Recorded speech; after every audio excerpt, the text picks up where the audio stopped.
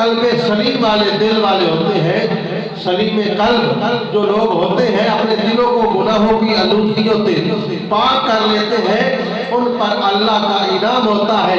جب سیدنا ابراہیم علیہ السلام نے اپنے رب کی توحید کی دعوت دی، خالص نیت کے ساتھ، خلوص نیت کے ساتھ لوگوں کو اپنے رب کی عبادت کی طرف، اپنے رب کی توحید کی طرف بلایا، سلیم قلب کے ساتھ آپ نے جب لوگوں کو بلایا تو اللہ کریم نے آپ کو پھر انعام کیا عطا فرمایا؟ فرمایا قال انی جاعلک للناس اماما۔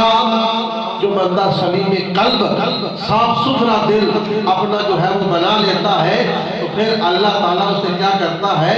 جب وہ کلیم شرب لے کر رب کی بارگاہ میں آئے تو ہم ان کو ساری انسانیت کا امام بنا دیتے ہیں، ہم ساری انسانیت کا انہیں امام بنا دیتے ہیں۔